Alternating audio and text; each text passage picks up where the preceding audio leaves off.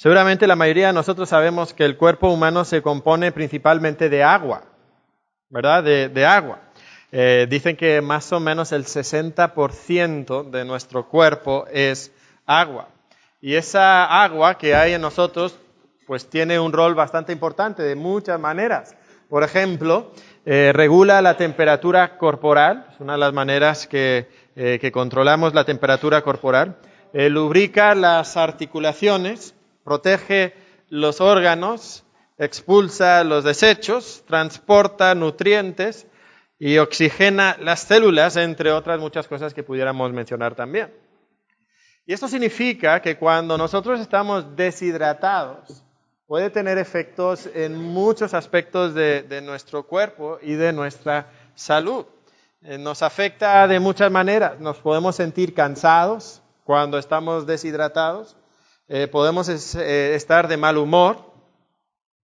Algunos dicen, ya entendí, ¿verdad? Ya entendí. Podemos tener dolores de cabeza, podemos sufrir de halitosis. ¿No saben lo que es eso? El mal aliento, ¿verdad? Mal aliento, es otra causa, ¿verdad? Otro síntoma de estar deshidratado. Y algunos ahora dicen, ahora entiendo, ¿verdad? Ahora sí entiendo, ¿verdad? Pero la deshidratación puede traer consecuencias mucho más grandes a nuestra vida, o sea, muy, muy fuertes. De hecho, los estudios han demostrado que una persona deshidratada puede manifestar los mismos comportamientos que una persona que está alcoholizada, que está tomada.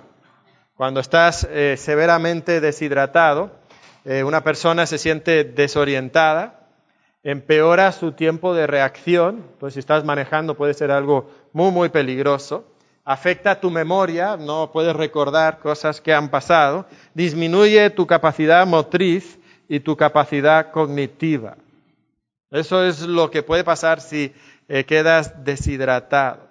Y entonces cuando estás así, como una persona que está tomada, que está alcoholizada, tú ya no puedes responder correctamente a lo que está sucediendo a tu alrededor. Tú ya no puedes interpretar correctamente lo que hay a tu alrededor. Vas a reaccionar de maneras demasiado lentas o demasiado exageradas para la situación porque vas a estar confundido. Y a veces esto puede causar cierta gracia, ¿verdad? Puede ser chistoso para los que lo estamos viendo. Estuve viendo unos videos de unos corredores de los triatlones. Y cuando van llegando a la meta y que de repente pues les da así la deshidratación y empiezan a correr como borrachos, pueden tener la línea de meta ahí enfrente de ellos y se olvidan, ¿verdad? Después de tantas horas se olvidan y empiezan a correr para acá y a salirse de pues el lugar donde deben correr. Es bastante chistoso para nosotros verlo, pero seguramente no es tan gracioso para ellos experimentarlo. Y como decíamos, han habido causas o accidentes que han sido causados precisamente por la deshidratación. Y es curioso porque el agua y la hidratación sirven para nosotros como una metáfora de la vida espiritual. La Biblia habla de esta metáfora en muchas ocasiones. Y lo que sugiere la Biblia para nosotros es que en nuestra vida espiritual el ser humano sufre una condición deshidratada. Y porque está severamente deshidratado espiritualmente, está desorientado, está confundido, no sabe cómo interpretar el mundo a su alrededor y no sabe cómo responder correctamente a la palabra de Dios. Cuando Dios dice algo, no sabe cómo responder. Y cuando nosotros llegamos a este pasaje que vamos a estar estudiando el día de hoy aquí en Juan capítulo 7, podemos ver cómo estos judíos, estos personajes de este pasaje, parece que están padeciendo esa deshidratada desorientación, no física, sino espiritual. Esa confusión en su vida espiritual. Y a pesar de la contundente evidencia de lo que Jesucristo les está mostrando y de la enseñanza clara que Él les está dando, simplemente no pueden responder apropiadamente, están confundidos, no entienden lo que les está diciendo y entonces van a reaccionar de maneras completamente incorrectas. Ahora, si recordamos un poquito de nuestro estudio, lo que hemos visto hasta ahora en el Evangelio de Juan, Recordamos que hay una introducción y luego del capítulo 2 al capítulo 4 tenemos un ciclo geográfico donde Juan traza los movimientos de Jesucristo. Empieza en Caná de Galilea y luego va a dar como un ciclo por Palestina y va a terminar otra vez en Caná de Galilea.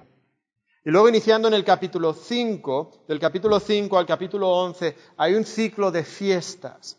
Y todo lo que sucede y todo lo que Juan nos narra viene en relación a algunas de las fiestas. Y entonces en el capítulo 5, por ejemplo, tenemos una fiesta de los judíos. No estamos seguros cuál es esa fiesta de los judíos, pero había una fiesta de los judíos. En el capítulo 6 nos dice que lo que sucedió en el capítulo 6 era cerca de la Pascua. Llegamos al capítulo 7 y la fiesta que tenemos es la fiesta de los tabernáculos. Esta fiesta era una que se celebraba en septiembre o las primeras semanas de octubre, iba variando, ¿verdad? Como la Semana Santa puede cambiar, ¿verdad? Puede ser en marzo, puede ser en abril, así estas fiestas. ¿Por qué? Porque los judíos usan el calendario lunar. Entonces, en base a la luna se va moviendo la fecha. Y esta fiesta de tabernáculos conmemoraba el tiempo cuando los israelitas no tenían casas, sino que habían vivido por 40 años en el desierto. Entonces, por una semana, Dios manda a los israelitas que no pueden dormir en sus casas, sino que tienen que salir de su casa y tienen que armar algún tipo de como tienda o tabernáculo con ramas y con hojas, y tienen que dormir fuera de su casa. Yo sé que a mi esposa le encantaría, ¿verdad?, pasar una semana fuera de casa, ¿verdad? Pero, bueno, era un tiempo de mucho regocijo, de mucho gozo para ellos. De hecho, se dice, el historiador Josefo dice que esta era la fiesta más popular entre los judíos y era la fiesta más gozosa de todas las fiestas que ellos celebraban. Y otra vez llegaban, pero cientos de miles de peregrinos llegaban a Jerusalén para celebrar este momento. Y ellos tenían ciertas actitudes que ellos asignaban a cada una de las 3 fiestas principales. Y la actitud que ellos asignaban a esta fiesta era la de gozo, la de regocijo. Celebraban y cantaban y danzaban, a veces toda la noche, celebrando la provisión de Dios para ellos. Y entonces en el capítulo 7, Jesucristo sube a la ciudad de Jerusalén. Recordamos un poquito la semana pasada, ¿verdad? Como no sube los primeros días de la fiesta y hay mucha expectativa entre la multitud. Oye, ¿y qué de este rabino carpintero de Galilea? ¿Será realmente alguien importante? ¿Será alguien que nosotros podemos creer en él y esperar en él? Y tenían ganas de escuchar sus milagros y de ver sus milagros y escuchar sus enseñanzas. Se aspiraban a verlo otra vez en la fiesta y Jesucristo no sube los primeros días, pero luego llega otra vez entonces a mitad de la fiesta y las personas, las multitudes no se cansaban de escuchar y de ver a este hombre. Y había esa expectativa, ¿será este? Pero estos comentarios eran subversivos, eran peligrosos. Los líderes de los judíos querían matar a Jesús y todo el mundo lo sabía. Y entonces se hacían estos comentarios entre ellos, ¿verdad? Así en voz bajita, cuando estaban ahí nada más un grupito de amigos. Oye, ¿tú crees? Ten cuidado, no vaya a ser que piensen que tú eres también seguidor del Galileo, porque las multitudes anhelaban escuchar a Jesucristo y celebraban lo que Jesucristo enseñaba, pero los judíos no. Los líderes de los judíos no. Y entonces podemos ver en el versículo 32, donde inicia el pasaje que nos toca a nosotros el día de hoy, que los fariseos oyeron a la gente, a las multitudes que murmuraban de él estas cosas. Y los principales sacerdotes y los fariseos enviaron alguaciles para que le prendiesen. Ahora, si nosotros recordamos también, si sabemos un poquito de este tiempo en Israel, habían 2 partidos religiosos y políticos que eran los más importantes. Estaban los saduceos. Los saduceos eran el grupo de los sacerdotes. Y los sacerdotes controlaban el Sanedrín, el parlamento de los judíos. Y los saduceos, con los sacerdotes, estaban muy orientados hacia la adoración en el templo y controlar la adoración en el templo. Y para ellos lo único que importaba era que pudieran adorar en el templo. Si tenían que ceder en otros aspectos de la ley de Moisés, si tenían que desechar algunas creencias del Pentateuco, no les importaba. Lo único que para ellos importaba era que se pudiera adorar en el templo. Y estos sacerdotes pensaríamos que serían personas que daban prioridad a la santidad, que daban prioridad a obedecer la ley, pero no era así. Estos hombres disfrutaban de una vida muchas veces incorrecta. Estos hombres eran corruptos, eran políticos que muchas veces compraban su posición con dinero, ganaban así el favor de los romanos. Y no era un grupo que era muy popular entre las multitudes. El grupo que era popular entre las multitudes eran los fariseos.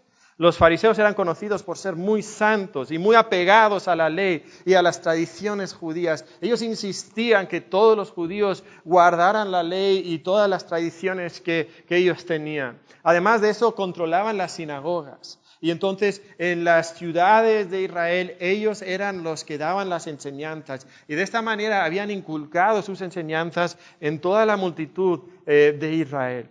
Y entonces ellos estaban mucho más pegados a la multitud. Y entonces estos comentarios que se hacían así un poquito en secreto, los sacerdotes, que eran como que de la élite, no los detectaban, pero los fariseos sí. Ellos empiezan a escuchar estos comentarios y eso les preocupa. Y entonces los fariseos, que eran enemigos acérrimos de los saduceos, van con los otros miembros del Sanedrín, ¿verdad? Con los saduceos y dicen, oye, hay que hacer algo. Este hombre se va a llevar a todas las multitudes van a empezar a seguirle, hay que hacer algo. Y entonces en el versículo 32 ellos envían alguaciles. Ahora, estos alguaciles no eran soldados ignorantes y brutos.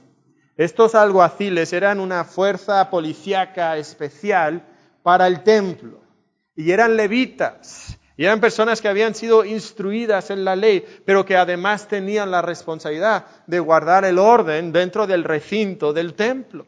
Y entonces, como cada día Jesucristo iba al templo, donde iban todas las multitudes para adorar, y Él empezaba a enseñar ahí, envían los alguaciles y dicen, oye, tienen que arrestar a ese hombre, tienen que detener a ese hombre, pero tengan cuidado, busquen el momento apropiado para no crear un alboroto, porque no queremos encender a la multitud y crear un problema con Roma. Entonces, estén alertas, buscando el momento, y cuando puedan, lo arrestan y nos lo traen. Y Jesucristo, por supuesto, está al tanto de todo lo que está sucediendo. Y sabiendo lo que ellos están planeando, y sabiendo también lo que va a suceder. En el versículo 33, Jesucristo dice que Él se va a ir. Dice, todavía un poco de tiempo estaré con vosotros. Y luego iré al que me envió. Me buscaréis y no me hallaréis. Y a donde yo estaré, vosotros no podréis venir. Pues obviamente Jesucristo está hablando de su crucifixión, de su resurrección y luego de su posterior ascensión a la diestra del Padre. Jesucristo sabe esto. De hecho, estamos aproximadamente a 6 meses de que esto suceda. Estamos en septiembre, octubre, y en marzo o abril es cuando Jesucristo va a ser crucificado. Entonces Él sabe que le queda poco tiempo entre los judíos. Y Él anuncia que Él se va a ir y está pensando que Él se va a ir al cielo, pero ¿en qué están pensando los judíos? Los judíos están confundidos. Como hemos visto una y otra vez, cuando Jesús quiere hablarles de las cosas del cielo, ellos solamente pueden pensar en las cosas de la tierra. Están desorientados en cuanto a lo que Jesús está afirmando. Y entonces ellos se hacen la pregunta, bueno, ¿dónde va a ir? ¿Dónde va a ir para que no le podamos hallar? ¿Va a ir a los dispersos? Aquí está haciendo referencia a los judíos que vivían fuera de Palestina. Millones de judíos vivían fuera de Palestina en otras ciudades. Y esto lo vemos también en Hechos, ¿no? Cuando Pablo va de lugar en lugar y va predicando en sinagoga, porque ahí habían judíos. Y entonces él va a ir entre los dispersos y va a enseñar ahí. ¿Y qué significa que me buscaréis y no me hallaréis? ¿Cómo? Nosotros le podemos encontrar donde sea. ¿Te acuerdas que intentó escaparse de nosotros y se fue al otro lado de Galilea? nosotros lo descubrimos, ¿verdad? Fuimos detrás de Él. Nosotros siempre vamos a poder encontrarlo. Pero Jesús está hablando de cosas celestiales. Jesús está hablando de ir al cielo. Pero están desorientados, están confundidos, no entienden realmente lo que Él les está diciendo. Pero hay una frase en lo que Jesús dice que es sumamente importante y que debería de haber captado la atención de estas personas. Y es esa frase al final del versículo 33 donde Él dice, e iré al que me envió. Iré al que me envió. Eso debería de ser lo que llamara la atención de las multitudes. Y la pregunta lógica que ellos debían de hacerse es, ¿quién le envió? ¿Quién le envió? Y es un tema que ya empezó Jesucristo a desarrollar en el capítulo 7. Pero ellos deberían de estar preguntando, ¿quién envió a Jesús? Y lo que vamos a ver el día de hoy son 4 elementos de la identidad de Jesús. Y este es el primer elemento de la identidad de Jesús. Jesús es el enviado. Jesús es el enviado. Jesús es el enviado de Dios al mundo. ¿Qué significa eso entonces para nosotros? Significa que Jesús no es simplemente otro hombre inteligente con cierta filosofía que quería enseñar. No es simplemente otro rabino de entre los judíos que tenía cierto conocimiento de la ley de Moisés. No es el fundador de una religión como Mahoma o como Buda. Jesucristo es aquel que descendió del cielo, es el Hijo de Dios enviado por el Padre para venir a esta tierra. Y lo que eso significa es que las palabras que Él dice no son palabras de un hombre solamente. Estas son palabras de Dios. Y lo que Jesucristo enseña, entonces nosotros debemos de escucharlo y debemos de darle atención especial y debemos de creer lo que Él dice y debemos de obedecer lo que Él dice. Y eso me hace pensar acerca de muchas personas el día de hoy que también están confundidas. Confundidas porque escuchan tantas voces, tantas religiones, tantos maestros religiosos reclamando, yo tengo la verdad, si quieres tener la verdad, ven a mí. Si tú quieres saber cómo tener una relación con Dios, escúchame a mí. Si tú quieres saber qué hay después de este mundo, ven y cree lo que yo te voy a enseñar. Pero solamente hay uno que fue enviado por Dios del cielo para traernos la palabra de Dios. Y ese es Jesús. Jesús es el enviado. Y entonces no estés confundido, no estés desorientado. Escucha a aquel que Dios mismo envió. Cree las palabras que Él trae. En Juan capítulo 6, en la última parte del capítulo, vimos como los discípulos dicen, tú tienes palabras de vida. Y solamente Jesús trae esas palabras de vida. Y si no has creído las palabras de vida, te invito a que creas en Jesús, el enviado por Dios. Muchos de los que estamos aquí ya hemos creído en Jesús. Y mi pregunta para ti que ya crees en Jesús es ¿cuánta atención le estás dando a las palabras de Jesús? Si Dios le envió, si es realmente aquel que descendió del cielo, ¿cuánta atención le estás dando a las palabras de Jesús? Esta semana, ¿cuánta atención le diste a la palabra de Cristo? ¿Abriste tu Biblia? ¿Te diste el tiempo para deleitarte en lo que tenemos aquí? ¿O la última vez que agarraste tu Biblia fue el domingo cuando llegaste aquí? Tú que sí leíste tu Biblia, ¿cómo leíste tu Biblia? ¿Fue simplemente para cumplir, simplemente porque sabes que es una obligación de un buen cristiano? Y entonces leíste tu Biblia y terminaste y dijiste, bueno, pues total, ya leí. ¿O realmente buscaste comprender lo que la palabra de Dios dice y deleitarte en ello y luego empezar a vivirlo en tu vida, a practicarlo cada día? Es asombroso cuántos de nosotros que decimos creer que Jesús sí fue enviado por Dios y que las palabras que Él tiene para nosotros son de Dios, qué poca atención le damos. Debemos darle atención porque Él es el enviado por Dios. Regresando entonces al pasaje, podemos ver que muchas personas que escuchaban estas palabras no comprendieron. Reaccionan con confusión. Y esta confusión no es el resultado de que las palabras de Cristo no eran claras. Era muy clara su enseñanza, pero refleja esa deshidratada desorientación espiritual de estos hombres, que no podían comprender lo que Jesucristo estaba diciendo. Y entonces llegamos al versículo 37 y nos dice que en el último y gran día de la fiesta, Jesús se puso en pie y alzó la voz diciendo: si alguno tiene sed, venga a mí y beba. El que cree en mí, como dice la Escritura, de su interior correrán ríos de agua viva. Y seguramente estas palabras son palabras bastante hermosas. Pero lo que a mí me llama la atención es cómo reacciona la multitud. Porque cuando la multitud escucha estas palabras, nos dice en el versículo 41, que entonces algunos de la multitud, oyendo estas palabras, decían: verdaderamente, este es el profeta. Otros decían: este es el Cristo. Ahora, a mí me llama mucho la atención, porque cuando yo leo esas palabras, sí son bonitas, pero como que me parece que esa reacción es bastante desmedida. Mira, ven a mí y van a correr ríos de agua. Es el Cristo. O sea, como que, ¿por qué? Bueno, para esto tenemos que ubicarnos dentro de la fiesta de los tabernáculos. Tenemos que ponernos en ese contexto.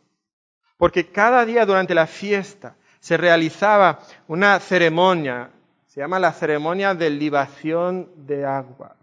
¿Qué significa eso? Bueno, lo único que significa es que cada día el sumo sacerdote bajaba al estanque de Siloé, del templo al estanque de Siloé, tomaba agua del estanque en un recipiente de oro y lo llevaba otra vez al templo.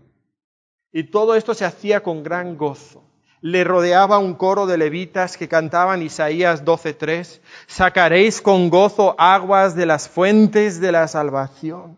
Y todo el mundo le rodeaba. De hecho, muchas personas bajaban por la noche y dormían en el estanque de Siloé para poder estar ahí en ese momento cuando el sacerdote sacaba el agua, porque era un momento de mucho gozo. De hecho, tan grande era el gozo y el regocijo de ese momento que un rabino escribió: el que nunca ha visto el regocijo de la ceremonia de la libación del agua, nunca ha visto el regocijo en su vida.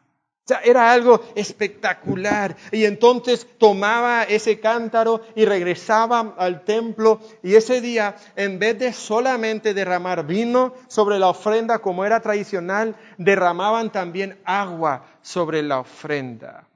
Y el sacerdote daba una vuelta alrededor del altar y derramaba esa agua. Y la multitud cantaba y bailaba. Y era algo espectacular. Pero el séptimo, el último y gran día de la fiesta, el sumo sacerdote no daba una vuelta, sino como los israelitas alrededor de Jericó, daba 7 vueltas. Y cada vez que daba una vuelta, aumentaba más y más y más el frenesí de la multitud y el gozo de la multitud. Y cantaban el Jalel, los Salmos 115 al 118. Y entonces finalmente cuando él derramaba esa agua sobre ese altar, había una explosión de júbilo. Y la gente casi se volvía loca, celebrando ese momento y lo que estaban simbolizando con esa agua. Ahora, ¿qué simboliza el agua? El agua simboliza agua del pasado, agua del presente y agua del futuro. ¿Por qué? Bueno, el agua del pasado, recuerda, están celebrando la fiesta de tabernáculos. Y se acuerdan que vivían en el desierto y en el desierto pues no había mucha agua. Y en varias ocasiones Dios tuvo que obrar de manera milagrosa para darles agua. Y lo que más recordaban los judíos eran esos momentos cuando Moisés hablaba a la roca o golpeaba la roca en desobediencia en una ocasión, ¿verdad? ¿Y qué pasó? De la roca salió agua. Y entonces ellos pudieron vivir. Y algo que jamás se había visto, que agua saliera de una roca. Y Jehová lo hizo. Y entonces celebraban la provisión de Dios que les había dado agua en el desierto. Pero también habla de agua del presente. Esta fiesta venía justo después de la cosecha de las uvas y de las olivas. Y entonces ellos celebraban la provisión que Dios les había dado, no solamente en el desierto, cuando vivían en tabernáculos, sino el agua, la provisión de lluvia que Dios les había dado en el último año. Y también celebraban el hecho de su confianza en Dios, que Dios les iba a dar agua el siguiente año también. Y entonces estaban celebrando agua del presente. Pero también celebraban agua del futuro. Y ese primer día,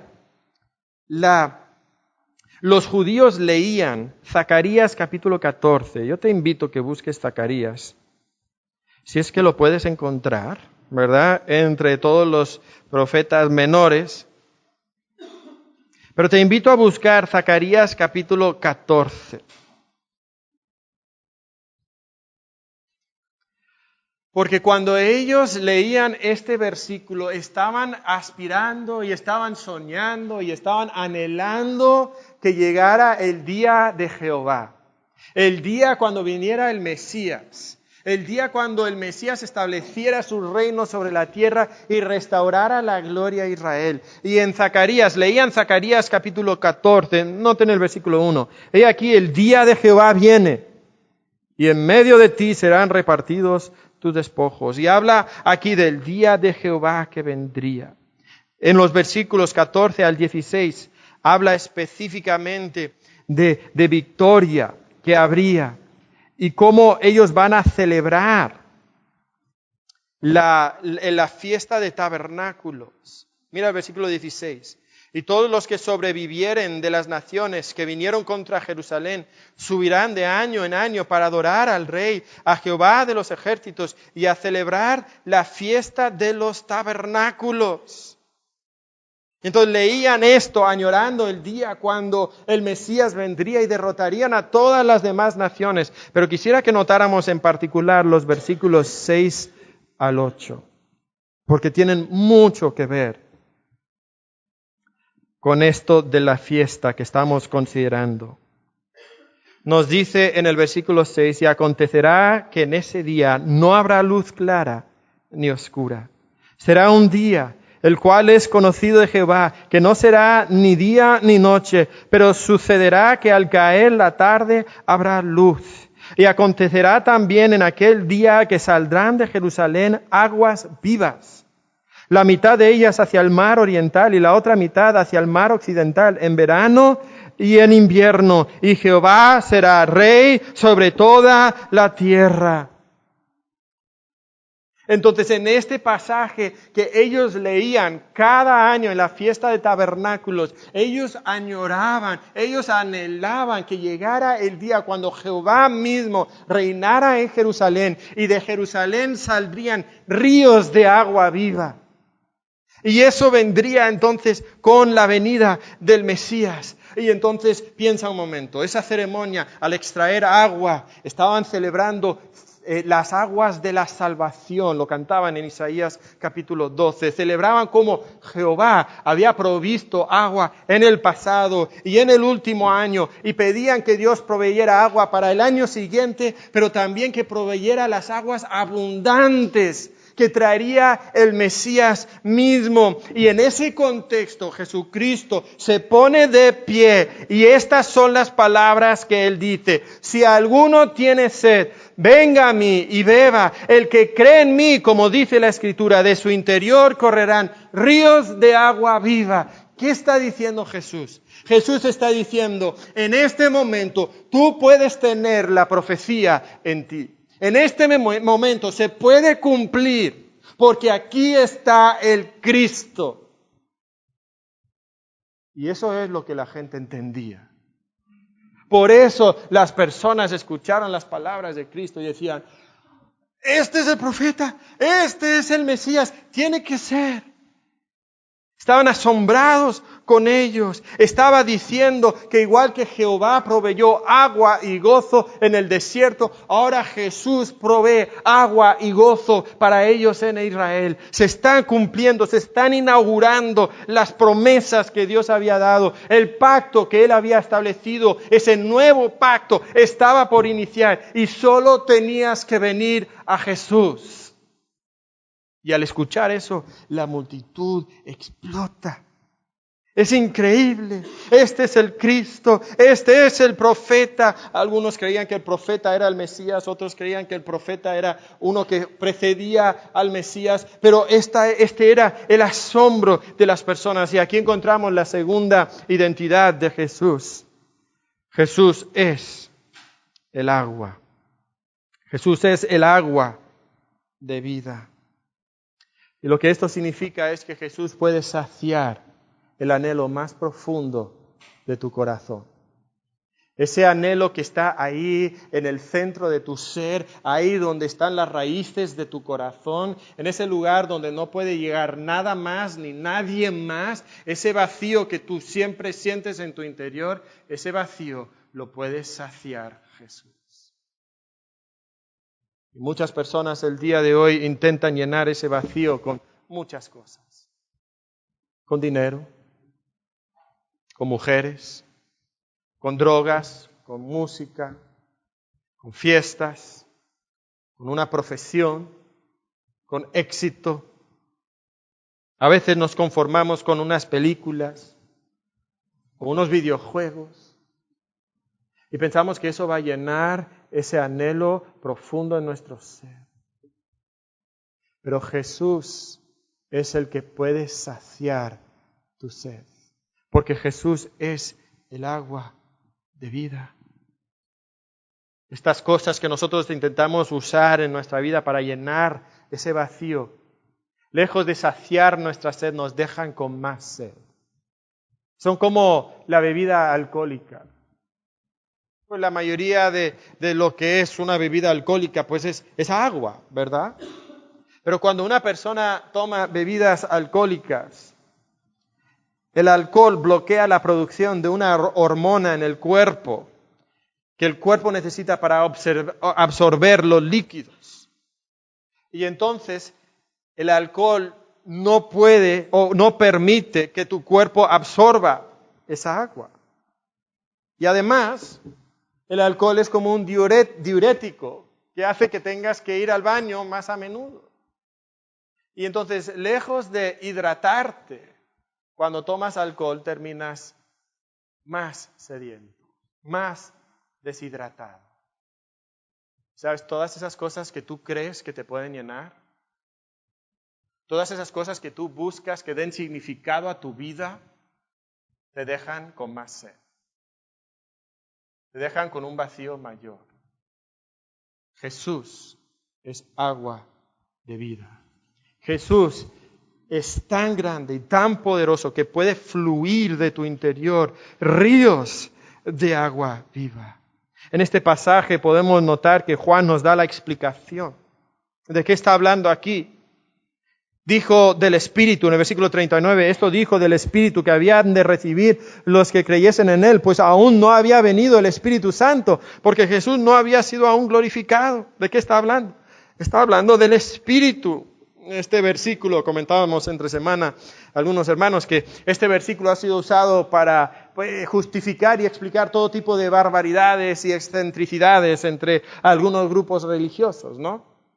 Que van a fluir aguas de ti, entonces puedes hacer milagros y puedes dar profecías y puedes hablar en lenguas y puedes tumbar a gente. Y realmente no nos está hablando de eso. ¿De qué nos está hablando? Nos está hablando del Espíritu Santo y de la morada del Espíritu Santo. De eso es lo que nos habla. Recuerda, en el Antiguo Testamento el Espíritu Santo no moraba en los creyentes. El Espíritu Santo descendía sobre algunos líderes en particular, venía sobre ellos para capacitarles para una tarea especial. Pero cuando esa tarea había terminado, o quizás esa persona caía en pecado, el Espíritu se separaba de esa persona.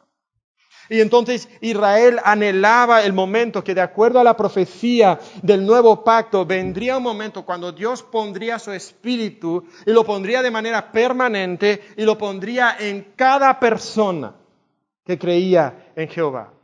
Joel capítulo 2, versículos 28 y 29 hablan de esto. Cómo vendría el día que Dios derramaría, como si fuera agua, derramaría su Espíritu sobre toda carne, no solamente sobre los hombres que eran líderes, sino sobre los hijos y también las hijas. Algo radical en ese mundo, ¿verdad? Los ancianos, pero también sobre los jóvenes, sobre los siervos y sobre las siervas, todas las personas, sin importar su género, sin importar su estatus social, su condición socioeconómica, el Espíritu estaría en ellos de manera permanente y poderosa. ¿Y cuándo se cumple todo eso? Se cumple el día de Pentecostés. Se cumple cuando Pedro, mencionando Joel 2, dice que hoy se está cumpliendo esa profecía. Hoy el nuevo pacto se está inaugurando en la venida del Espíritu. Y sabes, creyente que estás aquí, yo quiero que pienses un momento en esto. Tú tienes ese Espíritu morando en tu interior. Ese poderoso Espíritu de Dios. Si leemos este pasaje, habla de ríos que fluyen de nuestro interior. A mí me sugiere una clase de vida cristiana que es una vida abundante. Jesucristo va a hablar de esa vida abundante en Juan capítulo 10, que vino para que tengamos vida y que tengamos vida en abundancia. ¿Y qué va a producir eso en tu vida? ¿Va a producir como que milagros y lenguas y tumbar gente? No, déjame decirte lo que ese Espíritu puede producir poderosamente y abundantemente en tu vida. Y lo que puede producir es lo siguiente: amor, gozo, paz, paciencia, benignidad, bondad, fe, mansedumbre y templanza. Yo te pregunto, creyente, en esta mañana, ¿hay abundancia de esas cualidades en ti? Deberían existir de manera abundante en ti. Porque tú tienes ese Espíritu en ti que puede hacer que fluyan ríos de agua viva de tu interior. Y que eso esté en ti de manera inexplicable. Que el mundo lo vea y diga, pero ¿cómo es posible que tú todavía respondas con amor hacia esa persona que te ha maltratado tantas veces? Y tú dices, es que hay un Espíritu poderoso que está en mí. Y Él produce ese amor, pero a chorros. ¿Qué tal la paciencia? Esa paciencia de tratar de manera ecuánime a esas personas que son difíciles de soportar. Quizás un hermano de esta iglesia. Quizás una hermana de esta iglesia que es tu esposa o tu esposo. Paciencia. ¿Qué tal paz? Esa tranquilidad, ese bienestar emocional que viene de nuestra confianza en Dios. Y no importa si las circunstancias son difíciles, podemos regocijarnos, puede haber gozo en nuestro interior. ¿Qué tal esa mansedumbre y templanza? Cuando alguien te provoca, cuando el vecino otra vez echa su basura enfrente de tu casa, o toca música hasta las tantas de la madrugada. ¿Qué tal cuando tu hijo te provoca y te desespera. Hay cuantiosa mansedumbre y templanza en ti. Se genera el fruto del Espíritu a torrentes en tu vida. Dios puso ese Espíritu en ti. Y tú puedes producir este fruto del Espíritu abundantemente en tu vida. Y si no lo tienes abundantemente en tu vida, no te conformes con esa clase de vida cristiana mediocre. Corre a Cristo, bebe de Cristo. Deja que te transforme radicalmente. Conoce esa vida abundante que solo Cristo puede darte. Jesús es agua de vida. Y Jesús lo proclama. Y muchos en la multitud lo entienden, pero algunos no quieren entender. Algunos están todavía deshidratados y desorientados. Y dice que se crea división y disensión entre la multitud. Unos dicen es el profeta, otros dicen que es el Cristo. No, ¿cómo puede ser el Cristo? Nosotros sabemos de dónde viene el Cristo.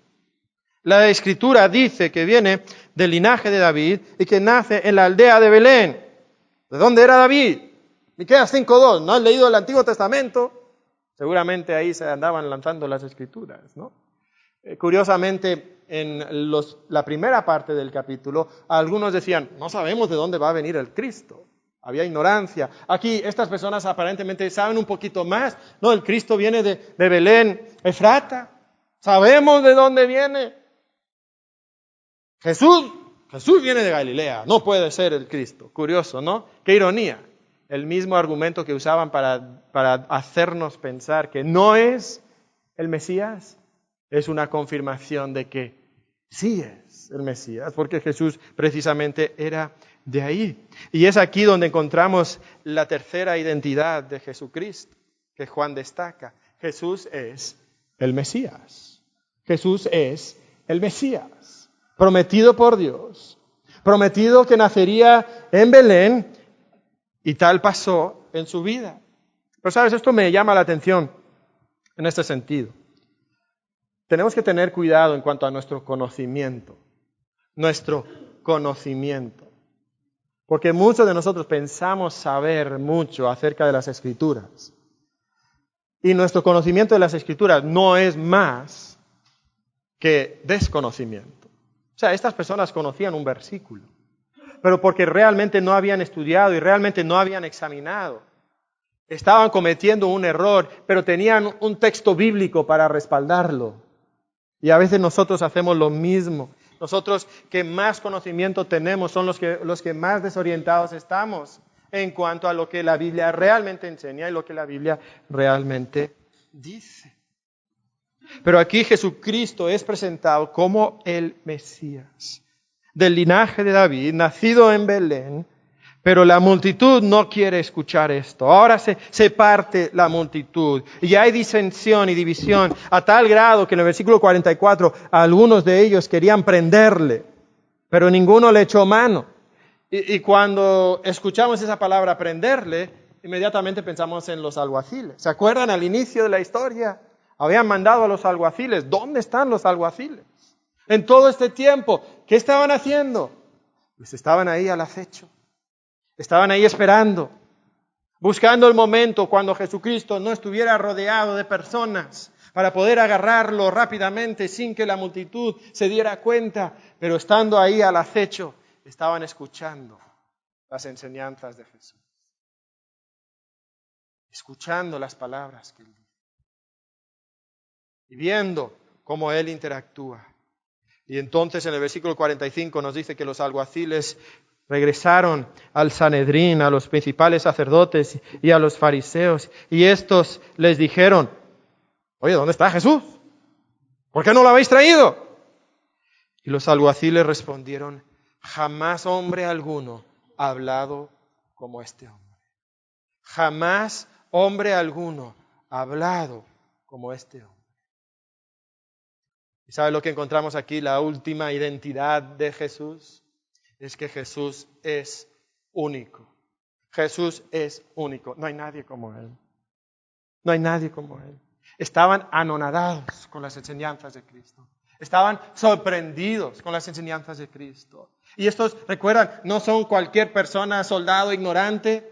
Eran levitas entrenados, conocían la ley y escuchan a Jesucristo y se quedan pasmados y regresan diciendo, esto es único, no hay nadie como Él. Pues obviamente la reacción del Sanedrín es tal que pues ellos no quieren escuchar lo que están diciendo. Os ha engañado a vosotros también. Se empiezan a burlar, a escarnecer de estos hombres. Oye, mira, versículo 48. Ningún hombre que sabe algo de la Biblia ha creído en Jesús. Los únicos, mira el versículo 49. Los únicos que han creído son esta gente, esta plebe, que son ignorantes. Y noten lo que dicen, mas esta gente que no sabe la ley, maldita es. Ahora, para que un judío dijera eso, o sea, eso no es como que, ¡ay! Una maldición, así como... No, para que un judío, especialmente alguna persona como estos, que dijeran esto, o sea, están diciendo que estas personas realmente no son del pueblo de Dios. Eso es lo que están diciendo. Están tan airados que miran a todos sus compatriotas judíos y dicen, realmente ni son judíos, son malditos por Dios. Es bastante fuerte lo que estas personas están diciendo. Y dicen, mira, nadie que sabe ha creído en Él. Problema, porque sí había uno, ¿verdad? Y aquí aparece, ¿verdad? Otra vez, cierta ironía. Versículo 50. Les dijo Nicodemo. Recordamos a Nicodemo, ¿verdad? Aquel que vino a Él de noche en Juan capítulo 3, el cual era uno del Sanedrín. Y entonces él intenta defender a Jesucristo y no es así una defensa como que muy fuerte y así muy valiente, digamos. Pero recordemos un poco el contexto, seguramente era muy difícil, pero también yo creo que podemos leer las palabras de Nicodemo con otra actitud, no tan negativa. Pudiéramos, y seguramente Nicodemo está pensando algo así. Mira, cuando yo fui a Jesús y hablé con Él, me impactó y creí en Él.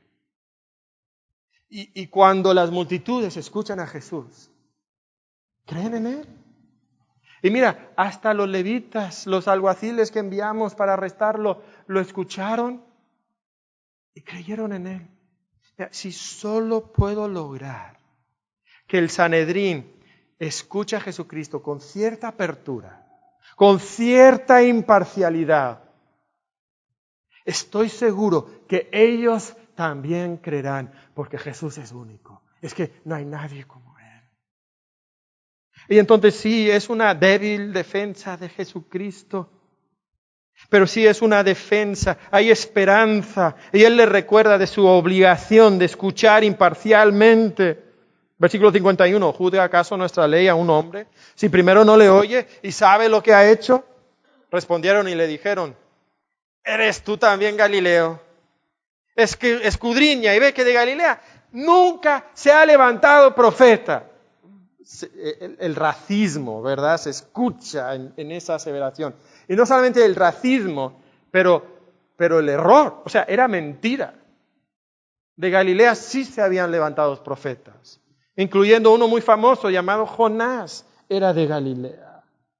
Pero estos hombres están tan cegados que están dispuestos a negar lo que la Biblia enseña, lo que la palabra de Dios dice, a rechazar todo porque no quieren reconocer quién es Jesús. Se vuelven hombres de mentes cerradas, irracionales, intolerantes, que 6 meses después sí van a arrestar a Jesús y sí van a juzgar a Jesús y lo van a mandar a la cruz. Y piensan que en ese momento han logrado la victoria. Pero en ese momento tan triste Jesús está haciendo algo grande. Dios está obrando. Y Jesucristo va a esa cruz no porque los judíos quisieron que Él fuera a la cruz, sino porque Dios quiso que Él fuera a la cruz. porque ahí sobre esa cruz Jesucristo va a pagar por el pecado de cada uno de nosotros. Dios va a descargar en Él su ira justa y santa por mis pecados, por tus pecados.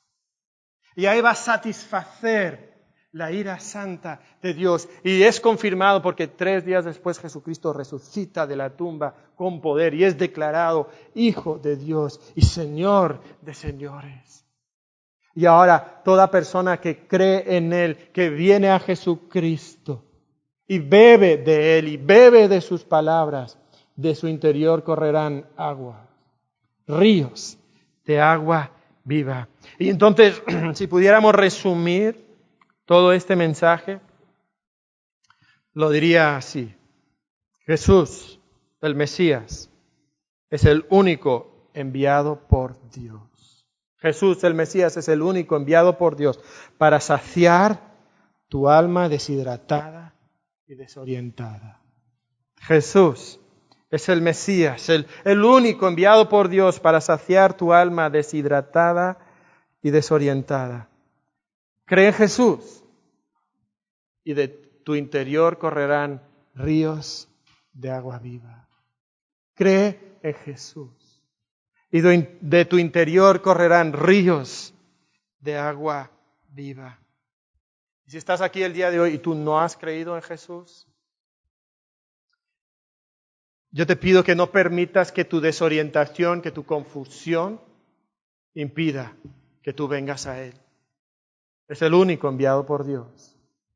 Es el único que puede saciar lo que tú necesitas. Y Dios nos invita a todos los sedientos, venid a las aguas. Y a los que no tienen dinero, venid, comprad y comed, venid, comprad sin dinero y sin precio vino y leche. Y cristiano, Jesús es la fuente de agua, una fuente inagotable. Y si tú corres a Él todos los días, de tu interior fluyen ríos de agua viva. Y podemos escuchar este eco en el Salmo 42, como el ciervo brama por las corrientes de las aguas, así clama por ti, oh Dios, el alma mía. Mi alma tiene sed de Dios, del Dios vivo. Y tú puedes ir con gozo y sacar aguas de las fuentes de la salvación en Jesús. Padre, sabemos que hemos llenado nuestro interior con otras cosas. No pueden saciar. Nos dejan más deshidratados, más sedientos. Y solo Jesús puede saciar esa sed que hay en lo más profundo de nuestro ser. Y Padre, yo te pido que si hay alguna persona que está aquí el día de hoy que no te conoce, que no ha entregado su vida a Cristo, que no le ha hecho Señor de su vida, arrepintiéndose de su pecado, Padre, yo te pido que tú traigas comprensión y fe a ese corazón el día de hoy. Y Padre, si hay cristianos aquí que quizás no están bebiendo diariamente de esa fuente, quizás no ha abundado en su vida ese fruto del Espíritu, Padre, te pido que ellos anhelen beber cada día y que ese Espíritu poderoso transforme su vida para que reflejen ese fruto que solamente el Espíritu puede producir. Señor, perdónanos por una vida apática, por una vida mediocre. Permítenos experimentar esos ríos de agua viva, Señor. En nombre de Cristo pedimos esto. Amén.